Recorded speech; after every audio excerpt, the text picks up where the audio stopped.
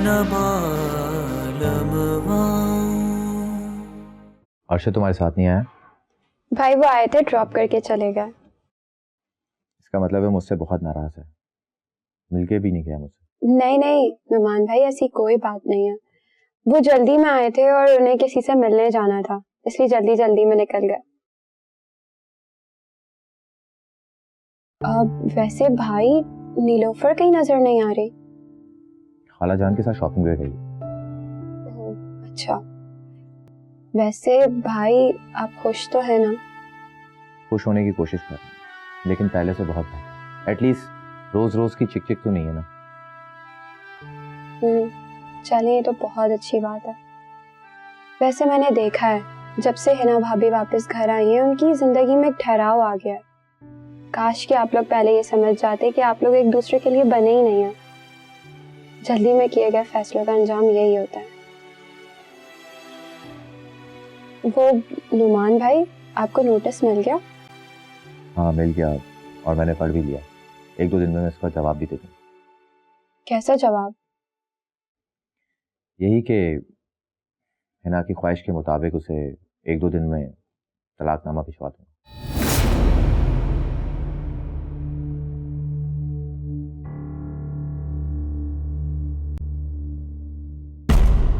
दादू, दादू आपको कुछ नहीं होगा, मैं हूं ना दादू आपके साथ।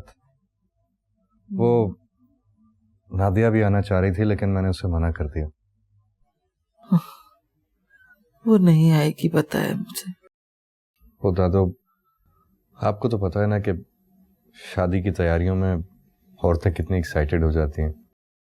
बस बहुत सारे काम हैं उसे। हाय, काश इस वक्त अरीबा मेरे साथ होती। कितनी प्यारी खिदमत गुजार बच्ची है, जिस घर जाएगी रोशन कर देगी उस घर को।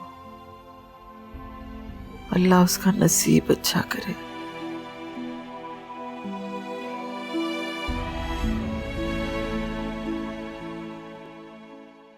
किसको फोन कर रही हो हिना? नुमान को। अम्मी, क्या कर रही हो? ये पागल हो गई हो क्या? ये क्या कर रही हैं आप? फोन वापस करें मेरा। नहीं, तुम्हें इस पागलपन से दूर रखने के लिए ये जरूरी है। अम्मी, ये कोई पागलपन नहीं है। मुझे नुमान से अभी बात करनी है। मैं कब तक यहाँ बैठी रहूंगी? लड़की, क्यों नहीं तुम्हारी समझ में आ रहा? क्यों अपने आप को गिरा रही हो? अगर तुमने अपनी जबान से खुद उसको यहाँ से ले जाने के लिए कह दिया ना, तो फिर सारी जिंदगी बातें सुनती रहना उसकी। अम्मी, कहीं कोई गड़बड़ ना हो जाए और कहीं नुमान मुझे। कुछ भी नहीं होगा ऐसा। अपनी माँ पे भरोसा रखो बेटा। क्या सोच रही हो मेरा बच्चा? कुछ भी नहीं होगा। अभी तो उसे खुला का नोटिस मिला है ना। नोटिस देखकर पैरों तले जमीन निकल गई होगी उसकी। फिक्र मत करो। ये लो, और सुनो, अपना मान को फोन नहीं करना, ठीक है?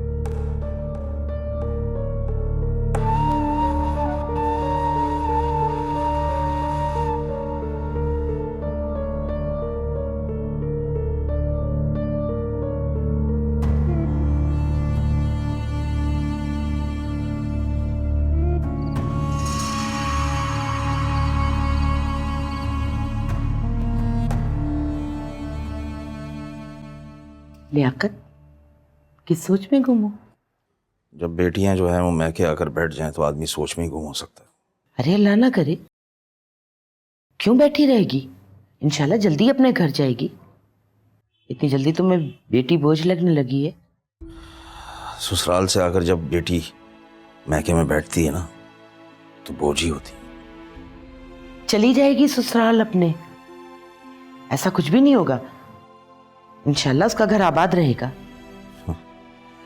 तुम जैसी आकबत ना अंदेश औरत के होते हुए तो ये मुमकिन नहीं है।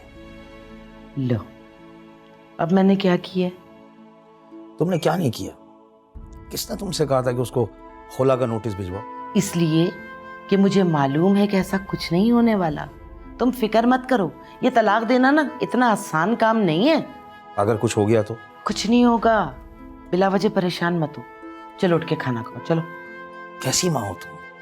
तुम्हें जरा सा भी एहसास नहीं है कि तुम्हारी इस हरकत से तुम्हारी बेटी का घर भी उजड़ सकता है? इसलिए कि मुझे मालूम है कि ऐसा कुछ नहीं होने वाला। लियाकत साहब, तलाक देना इतना आसान काम नहीं है। तो नोटिस क्यों भिजवाया? अगर उसने कोई जल्दबाजी में फैसला कर लिया तो फिर तुम्हारा क्या होगा और तुम्हारी बेटी का क्या होगा, ये सोचा? छोड़ो, खाना खाओ चल के। मैं नहीं खा रहा, तुम जाके खा लो। तुम्हें मेरी बात पर कभी यकीन नहीं आएगा लियाकत।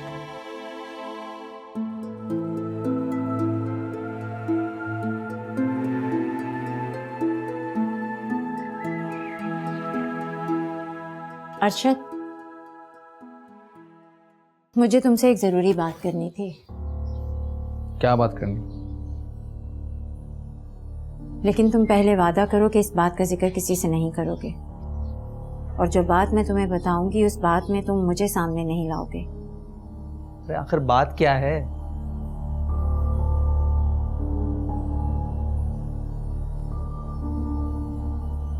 अब बताएं, ऐसी कौन सी बात करनी है आपको जो आप इतनी राजदारी में कर रही हैं? घर की इज्जत का मामला हो तो ऐसी बातें दबा कर ही करना पड़ती हैं। दीवारों के भी कान होते हैं, अगर किसी ने सुन लिया तो इस घर की इज्जत नीलाम होकर रह जाएगी। हिना बाजी प्लीज, अब आप मुझे खौफजदा कर रही हैं। सब ठीक तो है ना? अच्छा ये बताओ, कल तुम सना को अपनी मर्जी से मैके छोड़कर आए थे या उसके कहने पर? हाँ, उसने कहा था जाने को, तो बस। तुमने पूछा नहीं क्यों? अरे तो इसमें पूछने वाली कौन सी बात है?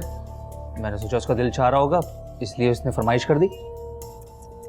हाय मेरा मासूम और भोला भाई, खुद को अभी भी बड़ा अक्लमंद और समझदार समझता है, लेकिन अंदर से तुम अभी भी उतने ही मासूम हो जिसे कुछ भी कहकर बासानी बहलाया जा सकता है। हिना बाजी आप खुलकर बताएं ना, बात क्या है आखिर?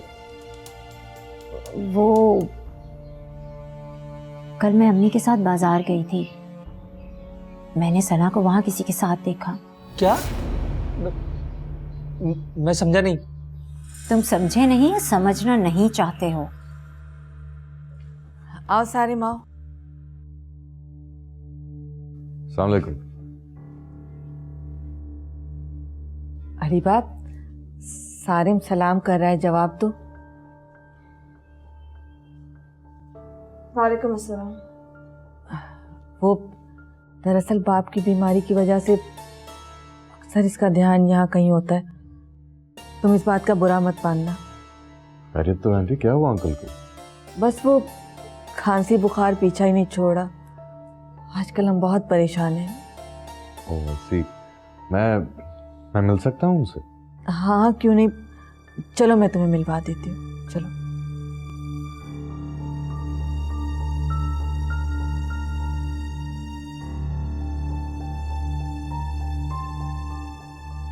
तुम सना को मैके भेजते हो और वो वहां पर किसी गैर मर्द के साथ गुलछर्रे उड़ाती है। यही सब कुछ करने के लिए वो बार बार मैके जाती है। हिना बाजी बस, अब बहुत हो गया। आपको कोई गलतफहमी हुई होगी। सना मेरी इजाजत के बगैर घर से बाहर कदम नहीं निकाल सकती। अच्छा, तो तुम किस खुशफहमी में हो कि वो तुम्हें बताकर किसी गैर मर्द से मिलेगी?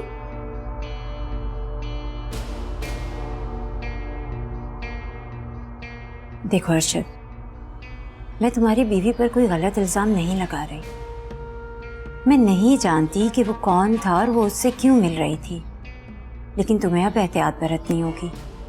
अपनी बीवी को मैके ना जाने दिया करो। अरे तो मैं बिना किसी सबूत के उसे कैसे जाने से मना कर सकता हूँ? तो फिर उसे हमेशा हमेशा के लिए मैके भेज दो, ऐसा तो कर सकते हो ना? बिल्कुल नहीं, और ऐसा करना तो दूर की बात, मैं सोच भी नहीं सकता। वो कहाँ जाती है, किससे मिलती है, मुझे इसके ऊपर पूरा भरोसा है। मुझे इसके ऊपर कोई शक नहीं है। मुझे सना पर अपनी जात से ज्यादा भरोसा है। अच्छा, तो फिर मैं झूठ बोल रही हूँ ना? हाँ, आप झूठ बोल रही हैं और आपको शर्म आनी चाहिए। अरे मैं आपका भाई हूं और आप अपने भाई का घर ही उजाड़ने पे तुली हुई है। कैसी बहन है आप? और कैसे भाई हो तुम जो अपनी बहन के साथ इतना कुछ होता हुआ देख कर भी अपनी बीवी के पल्लू से चिमटे हुए हो? अल्लाह ऐसा भाई किसी को भी ना दे।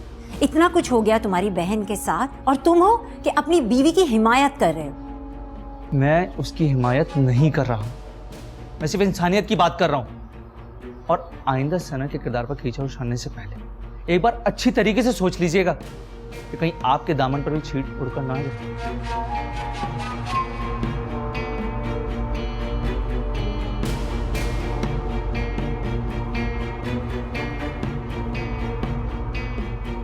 इस बार फिर जीत गई तुम सनम, लेकिन मैं तुमसे बदला लेकर रहूंगी।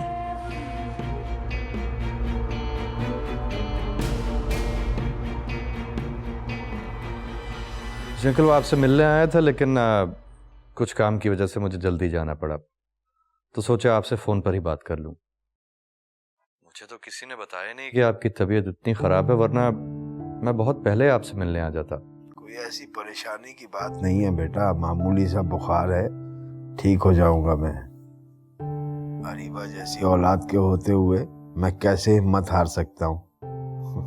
इतना ख्याल रखती है मेरा, हौसला अफजा बातें करके मेरी हिम्मत बढ़ाती रहती है। जिसके पास इतनी प्यार करने वाली औलाद हो वो भला कैसे हिम्मत हार सकता है। दरअसल अंकल, मैंने आपको एक रिक्वेस्ट करने के लिए फ़ोन किया था, और उम्मीद है कि आप मुझे इनकार नहीं करेंगे। बेटा, हमें खुशी होगी कि हम तुम्हारे किसी काम आ सकें। बोलो, क्या बात है? अंकल, मुझे आपका डॉक्टर कुछ देख के लिए चाहिए। मैं समझा नहीं बेटा। अंकल, वो 2 दिन से दादू की तबीयत बहुत ख़राब है और वो रिकवर नहीं हो पा रही। मैं दिन रात उनके साथ हूँ, लेकिन मुझे तो ऐसा लगता है जैसे वो ज़हनी तौर पर बीमार हो गई। अरीबा के साथ उनकी इतनी अटैचमेंट है, मैं चाह रहा था अगर अरीबा उनसे मिलने आ जाए तो। देखिए अंकल, दादू को अरीबा वैसे ही इतनी पसंद है कि मुझसे ज़्यादा अब वो अच्छी लगने लगी है। तो अगर वो थोड़े दिन के लिए हमारे पास आ जाए तो दादू का दिल बहल जाएगा। अरीबा का जिक्र हर वक्त उनकी जुबान पर रहता है, यहाँ तक कि उन्होंने मुझ पर ध्यान देना भी छोड़ दिया। बस हर वक्त अरीबा का नाम लेती रहती हैं, हत्ता कि नींद में भी अरीबा को ही याद करती हैं। तुमने पहले क्यों नहीं बताया कि तुम्हारी दादो बीमार है? हम पहले ही अरीबा को भेज देते। अरीबा जरूर आएगी। बेटा, अगर मेरी तबीयत ठीक होती ना तो मैं खुद अरीबा को छोड़ने आता। ऐसा करो सालिम बेटा कि तुम अरीबा को लेने आ जाओ। मेरी बेटी की वजह से किसी बीमार के चेहरे पर रौनक आ जाए, इससे बड़ी बात मेरे लिए क्या हो सकती है। आई एम सॉरी अंकल, मैं खुद बहुत शर्मिंदा हूँ। मैं जानता हूँ कि आपकी तबीयत ठीक नहीं, और ऐसे में मैं बहुत सेल्फिश होकर सिर्फ अपना और अपनी दादू के बारे में सोच रहा हूँ। अंकल, क्या ही अच्छा होगा कि अगर आप एक दफ़ा अरीबा से पूछ लें, कहीं ऐसा ना हो कि हम उसकी मर्जी के बगैर ये कदम उठा लें। नहीं नहीं बेटा, उसे कोई एतराज नहीं होगा। वो मेरी बेटी है, उसे तो लोगों की मदद करके खुशी मिलती है। ठीक है अंकल, थैंक यू अंकल। अल्लाह हाफिज। खुदा हाफिज बेटा।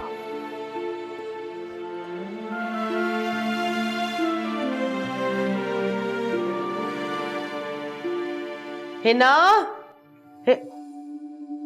अरे कब से बुला रही हो तुम्हें? तुम यहाँ बैठी हुई हो, बाहर आकर बैठो, बात करो। क्या हर घड़ी 2 घड़ी के बाद शोक मनाने के लिए बैठ जाती हो? उसे तो रत्ती बराबर परवाह नहीं है, और तुम कि जरा जरा सी देर में मातम करती हो। क्या हो गया? क्यों गुमसुम हो? बात करो, जवाब दो। हिम्मत हार रही हो?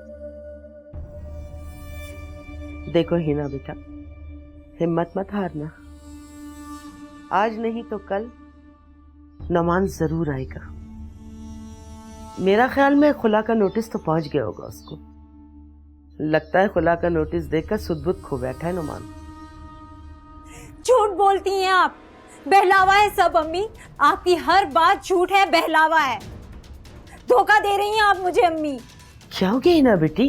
मत कहें बेटी मुझे, अब तक सिर्फ आपके कहने पर ही चली हूँ मैं। जैसा आपने कहा मैंने वैसा किया, लेकिन क्या नतीजा निकला? मेरे साथ ही क्यों होता है ऐसा? आपने कहा था कि आपकी हर बात पर अमल करूंगी, तो नुमान मेरे कदमों में आकर बैठ जाएगा।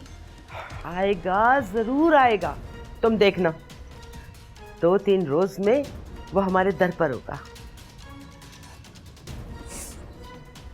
आ जाएगा, कल आएगा, परसों आएगा। ये सुन सुन कर मेरे कान पक गए हैं अम्मी। ऐसी क्या कमी है मुझ में जो मैं आज तक अपने शौहर का दिल ही नहीं जीत सकी। सना को देख, कितना प्यार करता है अरशद उससे। अंधा है अपनी बीवी की मोहब्बत में, हर वक्त उसके गुण गाता रहता है। अपनी बीवी के खिलाफ एक भी लफ्ज सुनने के लिए तैयार नहीं है वो। कितना स्टैंड लेता है वो अपनी बीवी के लिए। और नुमान, उसे तो सिर्फ मुझ में खामियां ही खामियां नजर आती हैं अम्मी। कितने दिन से मैं यहाँ बैठी हूँ, एक दफा पलट कर भी उसने मुझे नहीं पूछा अम्मी। अकल पे पट्टी बन गई है नौमान के। तुम देखना मैं ये पट्टियां कैसे उतारती हूँ। नहीं अम्मी, अकल पर पट्टी तो हमारे पड़ी है, नौमान के नहीं। अरशद को देखें कितना खुश है सना से। सना उसकी हर बात मानती है, घर से कदम भी बाहर निकालती है तो अरशद से पूछ कर।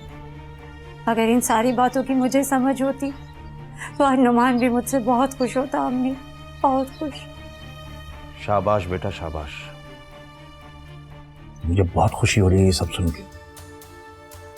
अब तुम्हारी समझ में आई ना कि तुम्हारी गलती कहाँ पर थी। दरअसल बेटा, औरत जब गलती करती है ना तो वो मर्द को गलती करने के लिए राह हमवार कर रही होती है। मेरी दुआ है कि अल्लाह ना करे कि तुम्हारे साथ कुछ बुरा हो, लेकिन नौमान के हवाले से तुम गलतियों पर गलतियां करती चली गई। लेकिन बेटा, अब भी वक्त है, अपनी गलती पर शर्मिंदा होकर आगे बढ़ने का वक्त है। बेटा, सीधी और सच्ची बात तो यह है कि शौहर की बेतवज्जोही और बेरुखी जो है ना, वो औरत को जीते जी मार देती है, कहीं का नहीं रहने देती। और तुमने किया ये कि कभी सोचा ही नहीं कि नौमान की बेतवज्जोही और बेरुखी का राज क्या है, वजह क्या है। ना तुमने ये पहल की कि उस पर शर्मिंदगी का इजहार करो या उससे माफी मांगो। बेटा, मैं तुमसे यही कहूंगा कि अब भी वक्त है, वक्त गुजरा नहीं है। तुम नौमान से माफी मांग लो और अपने घर जाकर बसने की कोशिश करो। क्यों? ये क्यों माफी मांगेगी? इसका क्या कसूर है भाई? आप किस किस्म की बातें कर रहे हैं? अरे इस तरह तो दामाद सर पे चढ़ जाएगा। देखो, दामाद से माफी मांग लेनी चाहिए, बजाय इसके कि अल्लाह ना करे कि वो वक्त ना आए कि दामाद हाथ से ही निकल जाए। हमें खुद आगे बढ़कर माफी मांग लेनी चाहिए। और सकीना बेगम, एक बात तुम भी कान खोलकर सुन लो कि ये इस लड़की का घर बिगाड़ने की जो तुम तरगीब दे रही हो ना, ये खत्म कर दो, खुदा के वास्ते खत्म कर दो, रहने दो उसे, घर बसाने दो अपना।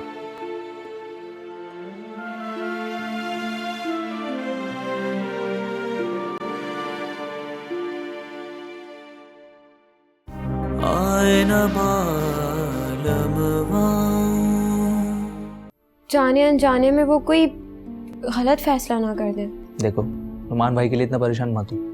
वो एक समझदार इंसान है, जो भी फैसला करेंगे बहुत सोच समझकर और अच्छा फैसला करेंगे। वो सब तो ठीक है, लेकिन हिना भाभी ने उनके साथ इतना गलत किया है कि अब उनसे किसी भी फैसले की उम्मीद की जा सकती है।